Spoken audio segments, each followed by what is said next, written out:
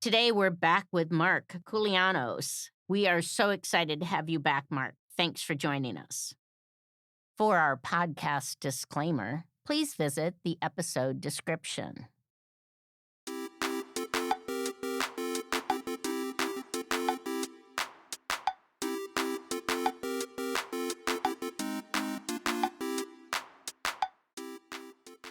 So, I appreciate the stories. I appreciate the career knowledge. I want to transition, though, to three things you mentioned Okay.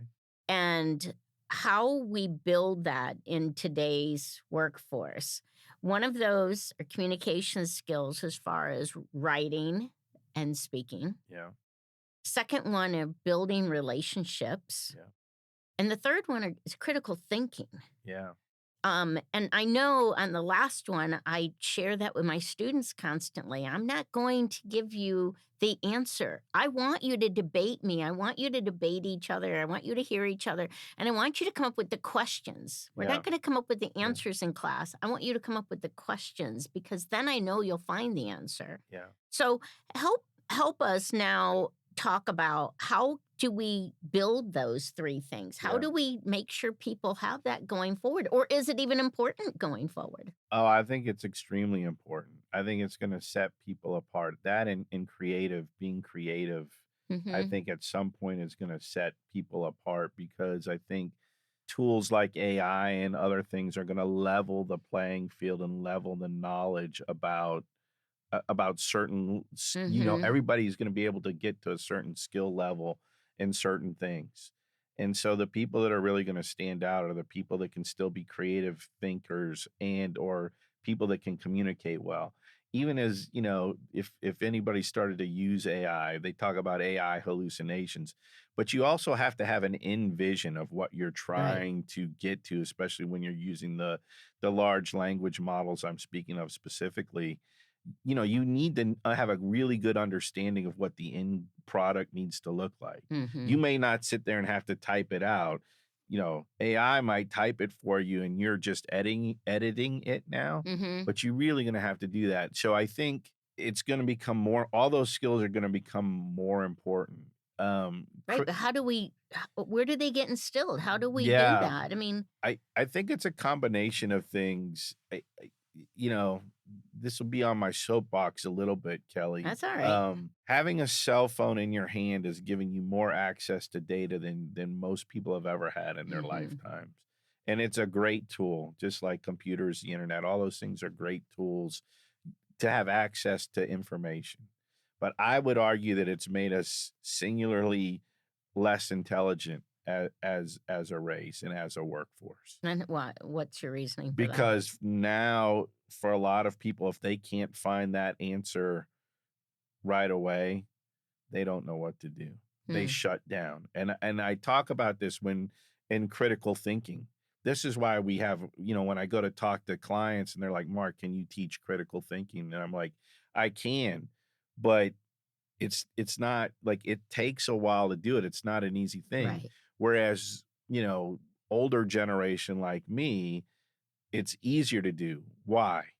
And this is the main, I give a lot of analogies, a lot of examples, but the main one I give is right now, if you need to go somewhere, you speak into your phone or you type into your phone into the Google Maps or Apple Maps and say, I want to go there. And it Mm-hmm. gives you step-by-step instructions. When I was coming up and you wanted to go somewhere new, you had to get out a map.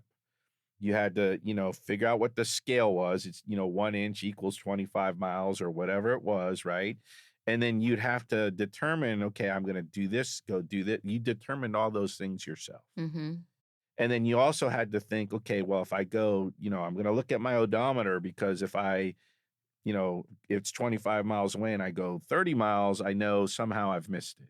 And Mm-hmm. so you're always constantly making these critical decisions in your life where Mm-hmm. now, let's say fast forward, either someone's telling you those things or Mm-hmm. your phone or technology is. And so it's about retraining your brain. Kind of interesting. The clients you talk to about that want you to train it. They want the answer to critical thinking, Yeah, right? They you're want, right. right? I mean, That's it's it. it is the Yeah, issue, it's right? the issue. So I think anything, everything we do in corporate training and professional education, I say this about, I'm giving you tools that you can use. There's no greater thing, though, to be a really good employee or to be able to critically think in this example than experience. Mm. But what I'm trying to do is give you the tools to shorten that learning curve Mhm. so that you at least have a basis, right? Mhm. Versus just learning it all your own. I still think there's no better teacher of anything than experience, but we don't have that luxury, Right. right? So how do we do it? We put people in scenario-based things and Mhm. we force them Mhm. to critically think. As you were saying, I want to know the answer. I want to debate. I tell my team all the time, I don't want to be surrounded by a bunch of yes people. Right. I want you to, if I ask for your feedback or I say, hey, we're going to do this, I want honest feedback. I want you to debate me, change my mind, Mhm. right?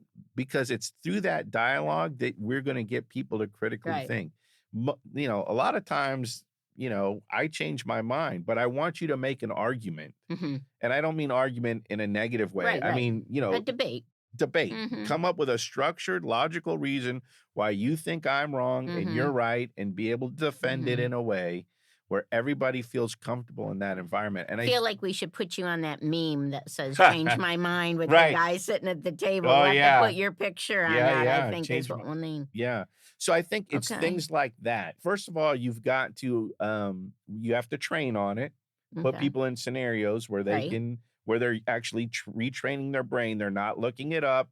They have to train their brain to do that. But then also you have to make that part of your culture.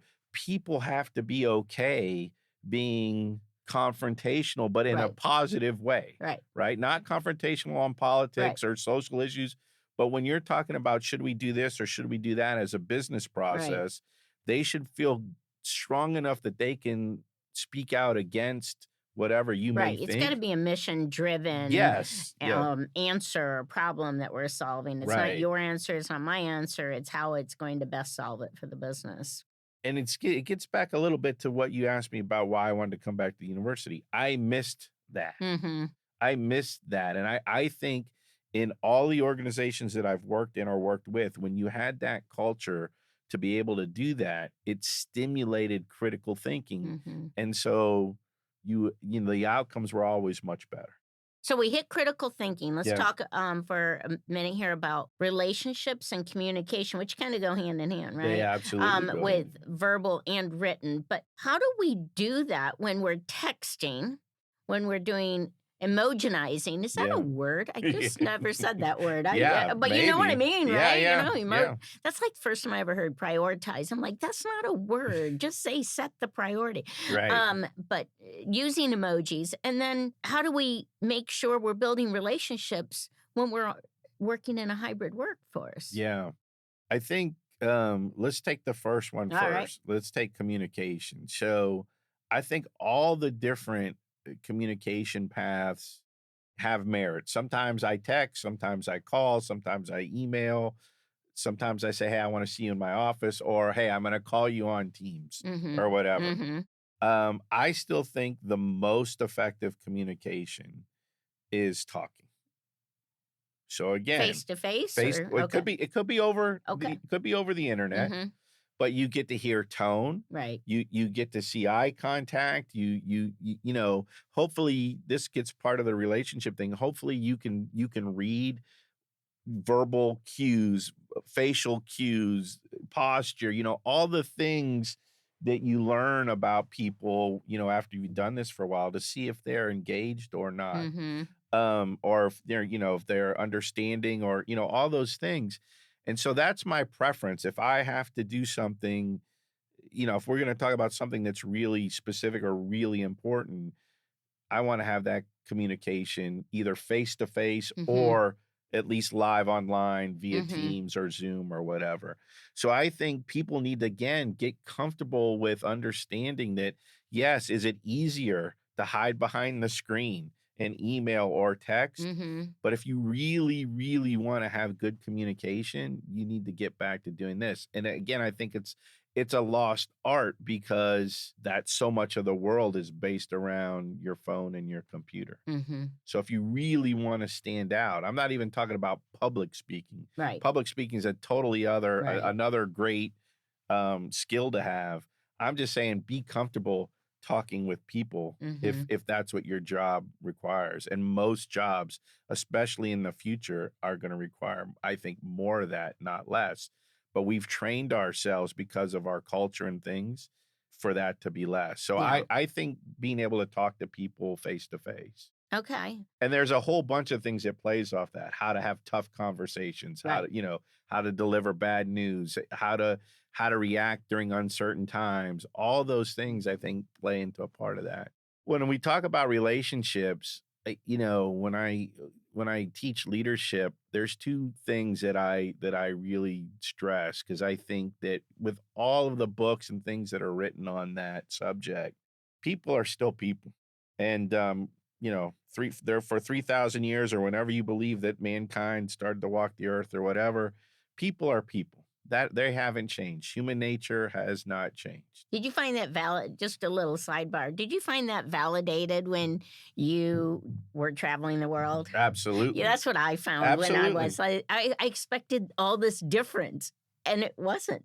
No, and I encourage that's why I encourage people travel. Yeah. Go see other places and you'll start to realize these things if you try to use observation. But so the two things that I teach around or talk about is the first thing need to know if you're going to go into any people management or leadership is you got to know yourself. You really have to spend time self-reflecting on what are my strengths, what are my weaknesses, what do I like, what I don't like, what am Mm, I predisposed to? And you really have to know yourself because, managing people is not an easy thing and it's not for the faint of heart and it's not for everybody. right. But then the second thing I talk about is, and it's more applicable to what we're talking about, is you need to know your people. That's how you build Mm. relationships. So you really need to know your So people. what does that mean, Mark? You say to someone, "You need to know your people." Yeah, Well, I know. I know he lives here. I know she lives there. I know yeah, they have 3 kids. I know. yeah. What does it mean to know them? I think really understanding. First of all, you need to understand what motivates them. Everybody's motivated differently, and I think what we've tried to do is we try to make everything fair, but by doing everything fair, that kind of gets misconstrued to make everything the same. Mhm. And so, but I think people react differently to different type of motivation and things like that. So you need to know how to motivate people. And I think it's different on different days. I It, mean, there are days you go to work to get out of yeah, the house. I'm There are sure. days you stay at home so you don't have to go Yeah. to in the work. I I, mean, I think, we talk about building a culture of trust and all that. I think the way to do that is to be open and just really open about good things, bad things, whatever. And, that's why knowing yourself is a component of this. I think, for me, when I screw up, I like to say, you know what, I screwed up. right. That's not the easiest thing to do. Mm, People's egos and things like that, it's not an easy thing to do. But if you really want to build trust and relationships with your employees, you have to know about them. You have to acknowledge them when they do really good things. mhm. You have to have honest, candid conversations when they don't. But you need to hold yourself to that same standard and you need to practice that and they need to see it. Mhm. So when I talk about building relationships, it's really about building that trust between each other. Mhm. So I never prescribe what that level of knowing your employees is. Certainly there's basics, know their skill set, know what they're good at, know what motivates them. I tend to know my employees a little bit better. I want to know a little bit about their life and those things because eh, you know, I have this thing I call it the golden rule plus Bill Parcells. But Bill Parcells famously Ugh. said once, he was a coach that was known for getting Yeah, but he more. was a Giants coach. I Yeah, mean, but yeah, I'm not yeesh. saying I like the Oh, Giants, okay. but All I'm right. All saying, right. but he was known for getting a lot out of his, maybe less talented players. Mm, And they asked him one time, well, how do you do that? He says, well, I don't treat everybody the same, but I treat everybody fairly. And his mhm. point was he knew enough about each one Mhm. of his players that besides putting him in, positions on the field to succeed, he knew how to motivate them. He Mhm. knew what was going on with them. So, some players he could push harder, some players he couldn't. Those kind of things. Mhm.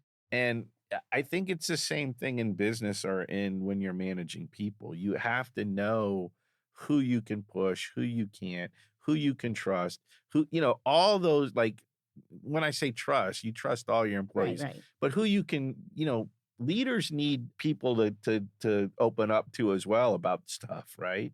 So you have to understand who you can trust. If I say keep this confidential, they're not going to go run to the water cooler and go, "Hey, guess what Mark just told me?" Like Mhm. that's what I mean. That happens. So I think when we talk about getting to know their employees and building that relationship, it's really about building that foundation of Yeah. trust because you're going to go through good things together and you're going to go through bad things Right. together on a business side, but also everybody's got a personal side. And so, you know, I know that in modern times is there, this has been hijacked, the golden rule, treat others as you want to be treated because Mm. some people say, well, I haven't been, I have a low expectation for how I want to be treated. So really I should do the platinum rule and treat people how I want it. But I don't fully buy in. I don't buy into it at all, honestly. You know, put yourself, this is that empathy thing, the thing that I was talking about too before. Put yourself in that person's shoes. If people got stuff going on at home or they're worried about their kids or whatever, Mhm. how are they going to be asked to be 100% effective in their job if they got all this other stuff? So if you as a boss can do one thing that helps them Mhm. remove some of that stuff, Mhm. how much more effective and efficient are they gonna be? And guess what? Now you've also built that you've built that trust. There's a Right. relationship there now. I He want cares about me, Right. right? And Right. and you can't fake that. You gotta legitimately care Right. because people spot being fake Oh, yeah. right away. Because I've had that happen to me, and I've had, people that I worked with, and they were the worst people leaders, and people knew that. Right. Already understood that. Yeah. So, one other question on this topic Yeah. before we move to another one. Yeah. And that is, you've been in a position now where you worked with people who are now working for you. Yes. So, how do you build and transfer that relationship? Because you probably knew a whole bunch as a peer. Yeah. And so, how do you make that transition to be a boss? Yeah, I think it's not always easy. I mean, I tell you just a quick story. My first management job, that custom reporting and software team, my bosses came to me and asked me to take that job. I didn't apply for it. I didn't. They said, Mark, we're going to move Anthony, which into Mm, this other role, and we want you to take over this position. I had been serving as like a consultant, kind of a internal financial person for this department, and they said, "We want you to take this job." I'm like, "Great, yeah, I'll take it. More money, yep, yep, yep." Not really thinking through what it meant to manage people, but yeah, this was a way for me to move up in the mhm. company. And, I was very grateful for I had some great bosses and mentors. I was grateful that they thought I was good to Yeah. do that. But they told me, they're like, "Mark, we just wanna warn you, several of the people that are gonna be reporting to you all wanted that job and all applied for it. We didn't think that any of them were the right people to do it. We think you're the right person to do it, but we just wanna let you know that there might be some Mhm. animosity that you're gonna have to work through." Okay, no problem. I think it gets back to knowing yourself and if you're your authentic self, and I know that gets thrown around a Mm. lot all the time, good and bad, and you try to minimize the bad as you go further in your career. I think that really helps with people. So I don't try to treat people like I'm their boss. Mhm. I try to treat them like I was before. I have something I have a certain set of skills that I bring to the table. You have a certain set of skills that you bring to the table. Together, we can be a great team. Mhm. The hierarchy of who reports to who really doesn't matter when you're trying to get things done, except when there's disagreement and someone has to make a decision about Mhm. certain Mhm. things. So that's how I've always tried to handle it. I just try to handle it like for whatever reason, now I may be your boss or whatever. Yeah. But I've had the opposite happen too, where I used to be peers and then that person was my boss for a while, And? and it was fine because we Mhm. because we worked that same way. Mhm. I, had a, um, one of my career coaching clients asked me once, was in the same sort of position where they were being elevated over Yeah. other people who had wanted that job, but Right. they hadn't applied, they Yeah. got it anyways. Yeah. And we ended up coming to the idea of sitting down and just saying, well, we're obviously common minded because we both wanted this position. Mhm. So tell me what you would do in this spot Yeah. so that we can be sure your ideas get implemented. And it really helped a lot to be able to do that. Yeah, I think in general, I'm gonna, sound like a broken record. I try to always set the atmosphere of this open, being able to debate things Mm, openly mm, and understand that it's not personal. Whatever's said or right. whatever, it's not a personal thing. It's about most people are really passionate about what they do. And when you're on a team trying to drive to some kind of result, Yeah. that's the important thing, Right. not whose idea is Right. chosen or whose thing is done. Yeah. Really is we're all trying to get to the best solution for Yeah. something. I was asked in an interview once, how did I feel when I didn't get my way on Yeah, something? yeah, And I really struggled with that and would today. And I said, that's not just how I look at life. yeah, If it was an idea and mine didn't get accepted, it's because there was something else yeah, that got accepted that was better, and maybe it had a bit of mine, but I don't keep a tally in life like that. yeah. And they were shocked. They're like, you don't have any, you're not qualms about what happened if you didn't get your way. And I went, No, No, that's not why I'm in business. right. I Yeah, just Kelly, no, that's I no, I get it because that's happened to me probably a million times where I thought, "Hey, I think we should do it this way." And right, for whatever reason, we went another right, way. I may grumble about it for a minute or two, and then right, it's gone. It's out right, of my mind. Like, okay, now right. now that the decision's made, I line up and say, okay, You all gotta right. look forward. Well, yeah, the decision's been made. So now what can I do to help make it Yeah, successful? I can't tell you how many times that's happened in my career. More yeah, more so than me being the decision maker. yeah, But now that I've been a decision maker for a while now on certain things, I appreciate that dynamic even mm, more. yeah, Like, hey, like I was saying, it doesn't have to be my idea. I want the best idea. mhm. Right, we want the one that solves the problem. Well, I Yeah. appreciate you sharing your insight on those 3 particular skills and those ones that really will help people succeed. Our conversation continues with Mark Koulianos. Be sure to subscribe to What the Heck is Happening in HR. We're on all your podcast platforms.